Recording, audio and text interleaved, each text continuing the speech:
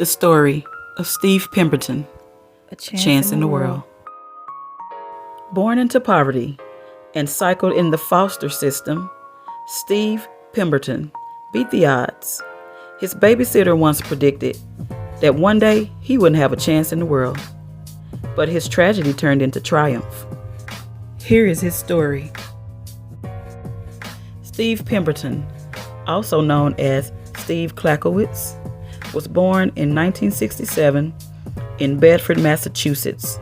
His mother was a white woman named Marion Klakowitz and a black father named Kenny Pemberton.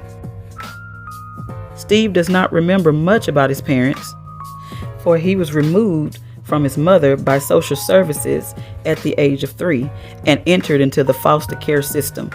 His father, as far as my research goes, he didn't learn about him until he was about 13 or 14 years old.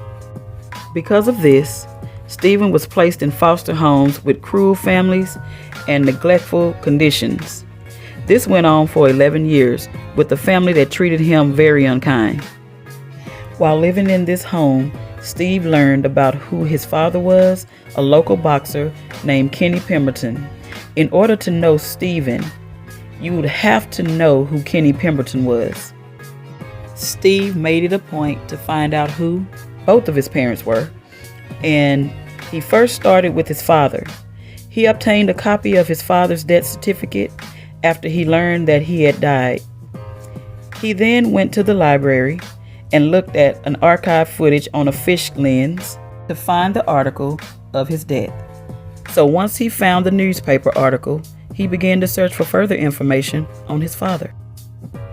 As the story goes, Kenny was a known local Golden Gloves champion. Beautiful Cape Verdean blue eyes, very handsome and loved by his community. But Kenny had a very dark side and ran with a crowd that was troublesome. He had frequent run-ins with the law, and in July of 1969, Kenny was charged with an alleged murdering of Manuel da Silva, which happened on October 29, 1968. Kenny was 23 years old. Here's a bit of archive footage of Kenny Pemberton boxing and his mother, Marion Klakowitz. Alcoholism, estranged from her own family. And so she never told anybody about my father. And what I came to learn about him was that he was one of the top amateur fighters in the world. His biological father received media attention when he was at the top of his game. His untimely death made headlines. He was murdered when I was just 5 years old. As mentioned before, Steve's father died when he was just 5 years old. He had a very bad street reputation and often robbed dope dealers for their drugs, which caused him to have a heroin addiction that he just couldn't shake, which is probably what led up to the alleged slaying of Mr. da Silva. Kenny was killed by gunshot in a bar fight that went terribly wrong. He was shot 4 times. So going back to Steve Pemberton, after finding out who his father was and continuing to deal with the abuse from the foster parents, Stephen then sought out help from a teacher at his high school named Mr. Sykes. Mr. Sykes was someone that helped him to realize that he had a chance in the world by letting him know that he could escape all of the hurt, pain, and anguish from his foster parents by going to college. Steve was amazed, just thinking that he could go away for 4 years and never had to return to a home that treated him so unkind. He successfully graduated from Boston College in 1989 with a degree in political science. Around 1995, while visiting Martha's Vineyard, is where he met his wife, Tanya. They have a total of 3 beautiful children, 2 sons and 1 daughter. Steve is giving back to the communities by being a motivational speaker, reaching out to children who may be less fortunate and who may share in the same experiences that he went through as a child, and may learn ways to troubleshoot any of the obstacles that come their way. Over time, Steve has written 2 books, one in which was turned into a movie about his life called A Chance in the World, which was published in 2012. His second book, which was published in 2021, shares inspiring stories on the people who helped him along the way, which he called the lighthouses. And the name of the book is called The Lighthouse Effect. In conclusion, Mr. Pemberton's life was tragedy turned into triumph and a wonderful example to many.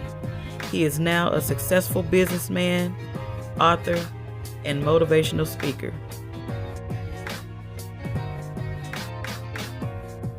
In his own words. Talk a little bit about your background. I grew up in New Bedford, Massachusetts. I was born to a mother who was in the middle of a losing battle with alcoholism, a father nowhere around. My mother couldn't take care of herself, let alone her 5 children. So at the age of 3.5 years old, I'm taken from her, and I never see her again.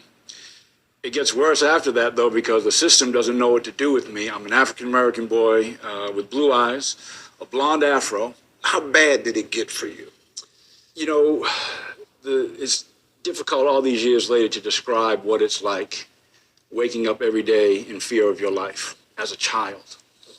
These people were masterful at disguising all of the malnourishment and the hospitalizations and the unexplained injuries. They painted me as this broken boy whose mother... Are you talking about foster parents? Foster family. Wow. So you know that you're taken in for money. You can tell by the way that people look at you as if you're broken. How did you break free from all of this stuff? You know, my secret weapon was I love to read. So reading gave me vision and expectations that were different than all the labels that were put on me. Wow. I had a middle school counselor who tells me about going to college. And he says, college is a place that you can go for 4 years and you don't have to go back home. I don't have to go back to this place? Well, send me there. So I decided that, okay, this is the pathway out for me. This is how I'm going to get to college. And once I decided that, it was just a matter of time.